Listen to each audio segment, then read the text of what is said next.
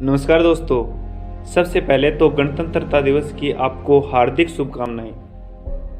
26 जनवरी 1950 को हमारा संविधान लागू किया गया, लेकिन 25 नवंबर 1949 को हमारा संविधान बन करके तैयार हो गया।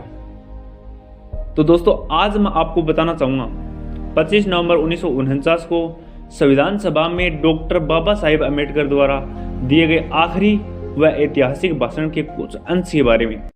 संविधान चाहे कितना भी अच्छा हो, यदि उसे लागू करने वाले लोग अच्छे नहीं हों तो संविधान जरूर बुरा साबित होगा, और यदि लागू करने वाले लोग अच्छे होंगे तो संविधान हितकारी साबित होगा।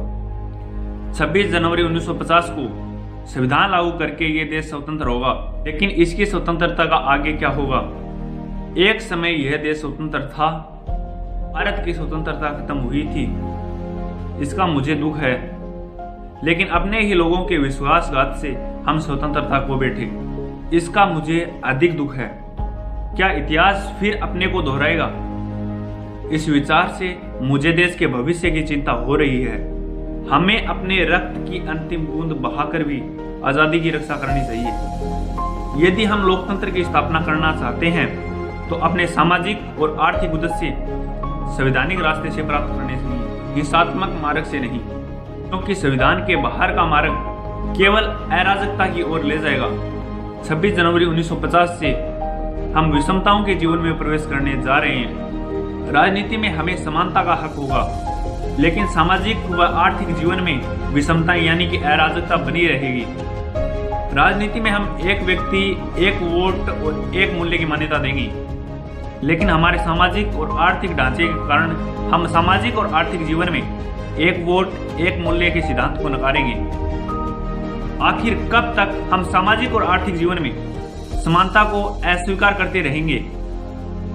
यदि हम लंबे समय तक इसे नकारेंगे तो हम हमारे राजनीतिक लोकतंत्र को भी खतरे में डालेंगे। हमें इन विषमताओं को जितना जल्दी हो सके समाप्त कर देना चाहिए। यदि ऐसा नहीं किया गया तो जो लोग भेदभाव, शोषण और विषमताओं के बुरी तरह शिकार हैं, वे राजनीतिक लोकतंत्र की उस व्यवस्था को ही जलाकर राख कर देंगे जिसे इस संविधान सभा ने कड़ी मेहनत से बनाया है। हमारे अंदर भाईचारे के भाव की कमी है। जिस जाति भेद के कारण हमारे सामाजिक जीवन में अलग अलग गुट बन गए हैं, उस जात पात के जाति भेद को मिटाकर हम भारतीय सामाजिक व मानसिक रूप से एक नया राष्ट्र बनाएं। जातियां राष्ट्र विरोधी हैं, क्योंकि ये हमारे सामाजिक जीवन में अलगाव, ईर्ष्या और घृणा पैदा करती हैं। हजारों जातियों में बटे हुए लोग भला एक राष्ट्र कैसे हो सकते हैं? इसलिए यदि हम सच्चे अर्थों में राष्ट्र बनाना चाहते हैं तो हमें इन बाधाओं पर विजय पाना होगा। भारत के लोकतंत्र को एक अन्य बात से खतरा है, वह है नायक पूजा।